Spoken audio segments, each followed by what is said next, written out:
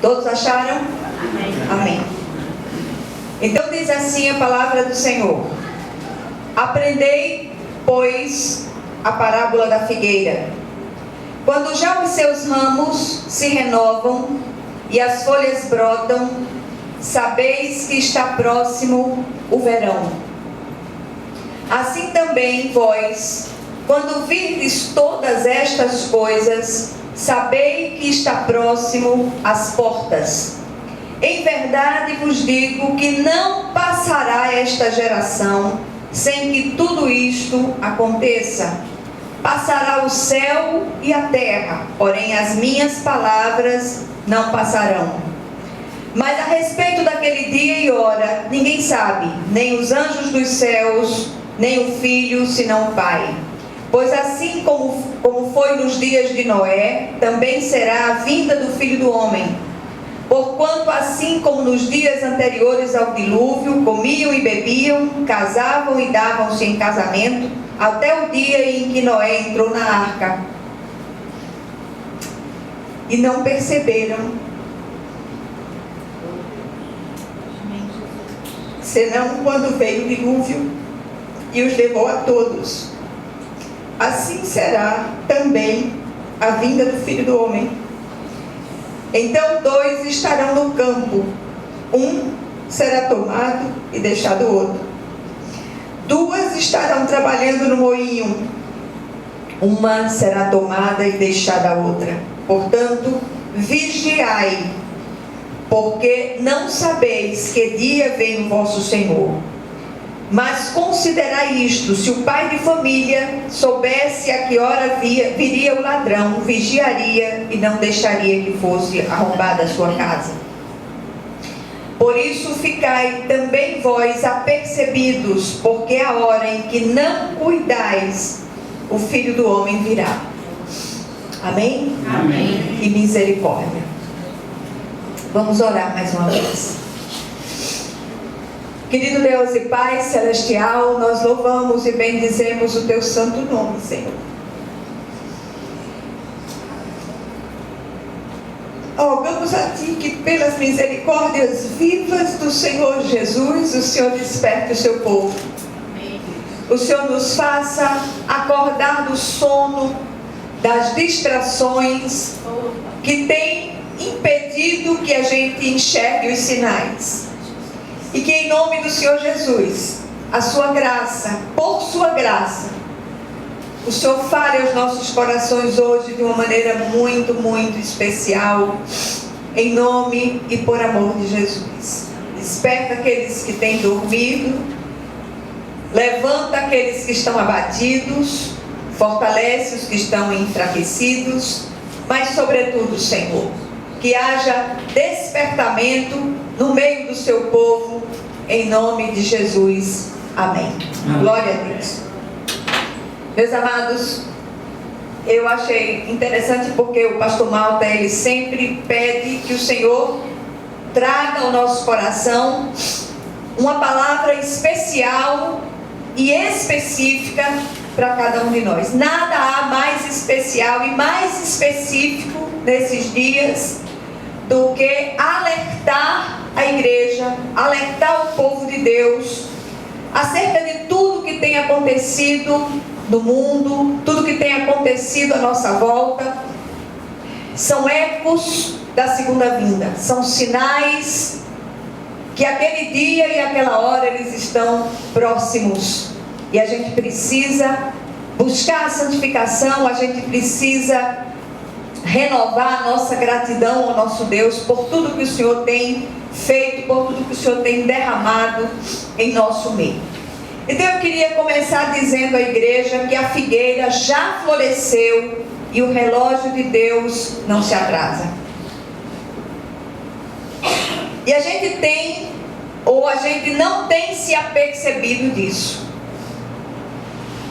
O texto todo aqui fala dessa parábola da figueira. A figueira é uma das árvores símbolo de Israel. E o texto é um chamado à exortação, é um chamado à preparação e, sobretudo, é um chamado à prontidão. Precisamos nos aprontar, precisamos ficar em estado de alerta com relação a isso. Eu não sou alarmista, e a gente tem recebido um sem número de vídeos, de visões, declarações de muitas pessoas dando conta de que nesse dia, nessa hora vai acontecer isso ou aquilo. Eu não sou alarmista e não venho trazer uma palavra de terror à igreja, mas é preciso que a igreja desperte, que olhe para os sinais que estão todos aqui. A Bíblia não precisa de adendos, a Bíblia não precisa que alguém traga uma revelação dessa ou daquela natureza para que a gente desperte, porque tudo já está aqui declarado e revelado pelo Senhor. Então, em maio de 1948, foi a data do florescimento do Estado de Israel. Florescimento da figueira, como eu disse, árvore símbolo de Israel. E este acontecimento, o florescimento da figueira, do mesmo jeito que esse florescimento da figueira aponta para o verão iminente, o florescimento do Estado de Israel, o Estado de Israel sendo constituído formalmente, aponta para a segunda vinda de Cristo. Então aqui nós precisamos nos lembrar que tudo já nos foi revelado. Então, assim como o florescimento da figueira aponta para o verão, a constituição do Estado de Israel aponta para a segunda vinda de Jesus. Guarde isso no seu coração, em nome de Jesus. E aqui o Senhor não diz é amanhã, é depois, não. Isso marca um tempo profético. O que a parábola ensina sobre aquele acontecimento glorioso? Em primeiro lugar, aí eu vou reler os textos, mas dessa vez na linguagem da NVI.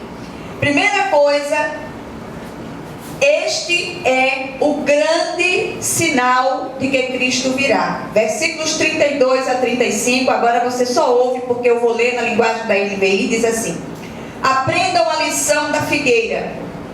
Quando seus ramos se renovam e suas folhas começam a brotar, vocês sabem que o verão está próximo. Assim também, quando virem todas estas coisas, saibam que ele está próximo às portas. Eu lhes asseguro que não passará esta geração até que todas essas coisas aconteçam. O céu e a terra passarão, mas as minhas palavras jamais passarão. De que geração o Senhor está falando? Ele está falando do florescimento do Estado de Israel. O Estado de Israel como nação, ele sempre foi um povo, mas aqui houve uma constituição em que todo o globo compreendeu, recebeu, aceitou como um Estado de fato. Então a geração dos judeus ainda estará na terra quando o Senhor vir para buscar o seu povo. Amém? Amém. Segundo sinal, segunda coisa que o texto nos ensina sobre aquele acontecimento. O texto aponta para um tempo profético, não para um tempo cronológico de dias, meses e anos. O versículo 36 diz: quanto ao dia e a hora, ninguém sabe, nem os anjos dos céus, nem o Filho, senão somente o Pai. Então nós precisamos entender que isso pode acontecer a qualquer momento.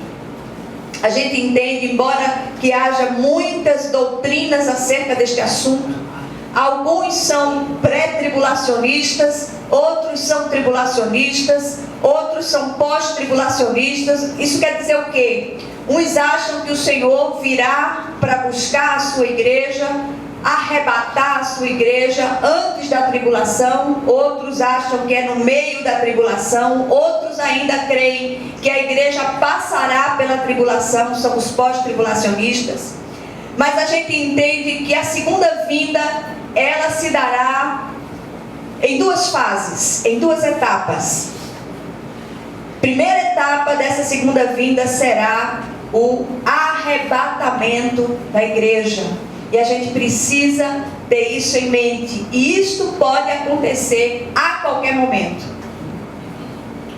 E a gente precisa estar preparado, a gente precisa buscar a presença de Deus. Aqueles que têm se santificado, se santifiquem mais. Eu estava ouvindo de uma querida irmã, aqui, a revolução que o Senhor tem feito no coração dela em relação à compulsão por comprar. Ela dizia, olha, há um tempo atrás eu não parava para pensar nisso, eu já fazia sem pensar, depois me endividava, mas isso tem pesado no meu coração de uma maneira especial, e eu acredito que o Senhor, Ele está se movendo no meio dos seus, e grandes transformações acontecerão para a glória de Deus. Terceira coisa que nós aprendemos é que aquele dia virá de repente. Aqui nós somos chamados à vigilância e à prontidão. Versículos 37 a 39, seguidos do 42 ao 44, dizem assim: como foi nos dias de Noé, assim também será na vinda do Filho do Homem. Pois nos dias anteriores ao dilúvio, o povo vivia comendo e bebendo, casando-se e dando-se em casamento, até o dia em que Noé entrou na arca, e eles nada perceberam, até que veio o dilúvio e os levou a todos. Assim acontecerá na vinda do Filho do Homem. Portanto, vigiem, porque vocês não sabem em que dia virá o seu Senhor. Mas entendam isto: se o dono da casa soubesse a que hora da noite o ladrão viria, ele ficaria de guarda e não deixaria que a sua casa fosse arrombada. Assim também, vocês precisam estar preparados, porque o Filho do Homem virá numa hora em que vocês menos esperam. Amém? Amém. Que coisa séria, meu Deus. Eu não sei como é que vocês escutam essa palavra e não sentem as entranhas se revolverem. Meu coração, ele se angustia em espírito, por tanta mornidão espiritual no meio do povo de Deus. Portanto, que a gente tem ouvido falar, os sinais estão todos aí, e as pessoas parecem que estão no torpor, parece que estão vendo alguma coisa como se fosse um filme de televisão. Não, a gente está falando de realidade espiritual. A gente está vivendo um tempo profético, e a consumação desse tempo pode se dar assim, num abrir e fechar de olhos. E a quarta coisa que aprendemos com o texto é ainda mais aterrorizante. Versículos 40 e 41. 2 homens estarão no campo, um será levado e o outro deixado. 2 mulheres estarão trabalhando no moinho, uma será levada e a outra deixada. Aqui a gente aprende que nem todos subirão. E ai daqueles que ficarem sobre a terra para experimentar o tempo de tribulação. É muito sério, meus amados. É muito sério, e que a gente saia daqui. Tomara que você perca o sono hoje, tomara que você pare para pensar, tomara que você busque os consertos que precisam ser feitos na sua vida, porque Jesus está vindo. Jesus está vindo buscar a sua igreja. E aqui a gente aprende também que nem todos que fazem parte da igreja visível, nem todos aqueles que foram batizados, que fizeram profissão de fé, muitas vezes movidos por um emocionalismo, nem todos foram regenerados de fato. E isso é algo que me faz estremecer nas bases. E eu tenho parado para pensar muito acerca disso. Que o Senhor, Ele nos faça fiéis, que o Senhor, Ele nos faça buscar a sua face dia a dia, que nós possamos chorar na presença de Deus. Tem sido muito sério aquilo que nós temos visto. As pessoas estão muito voltadas para aquilo que é material, para o ter, para o amealhar, para o conseguir. Misericórdia de nós. E aí eu queria trazer algumas reflexões, pelo menos 3 reflexões acerca desse assunto. Primeira, o relógio de Deus não se atrasa. Muitos dizem assim, mas olha, desde os primórdios, desde a igreja primitiva que se fala que o Senhor volta, que o Senhor vai voltar, mas o Senhor não voltou ainda.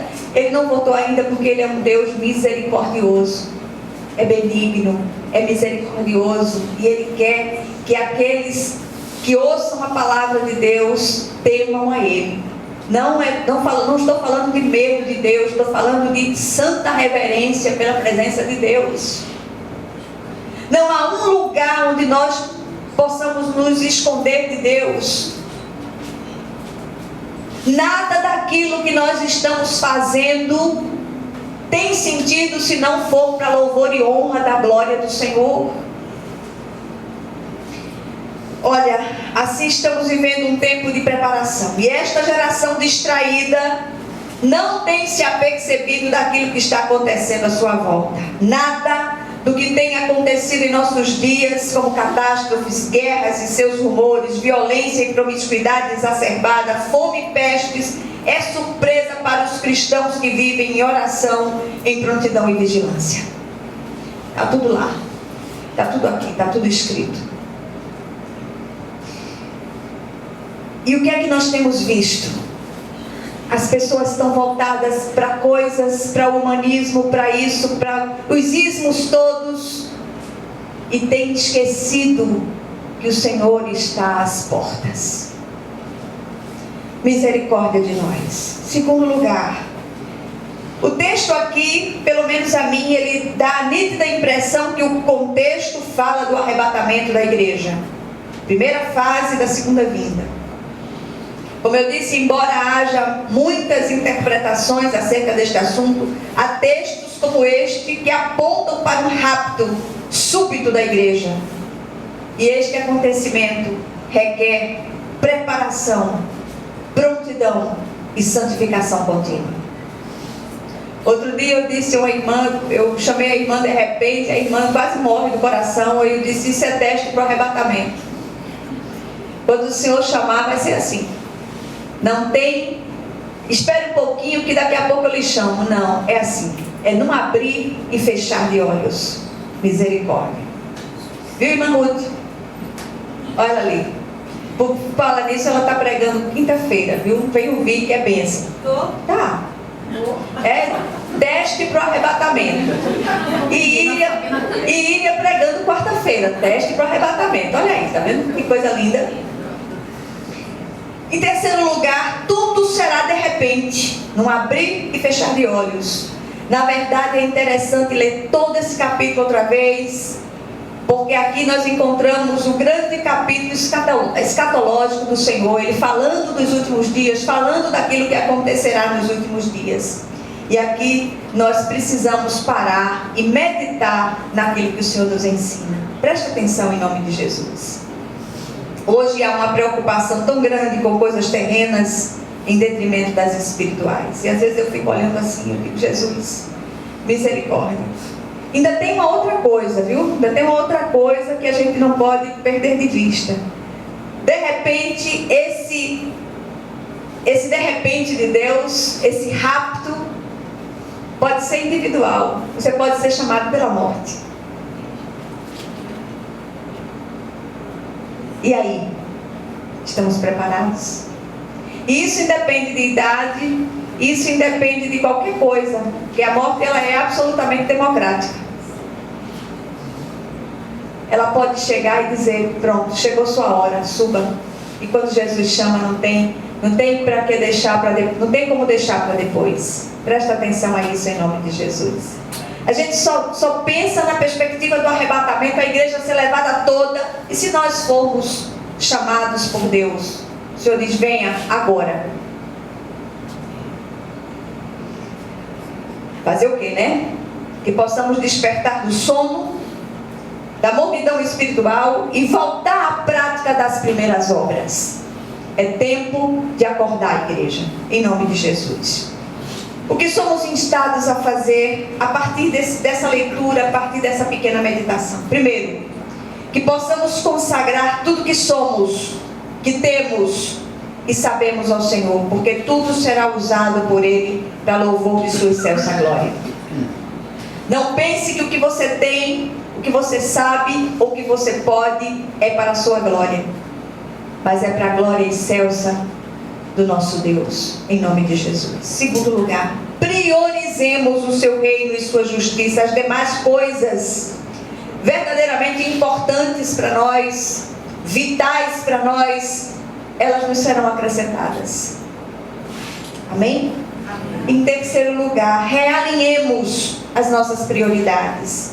Abandonemos a carnalidade que nos tem embaraçado os pés, para que aquele dia não nos apanhe de repente como um laço. Em nome de Jesus.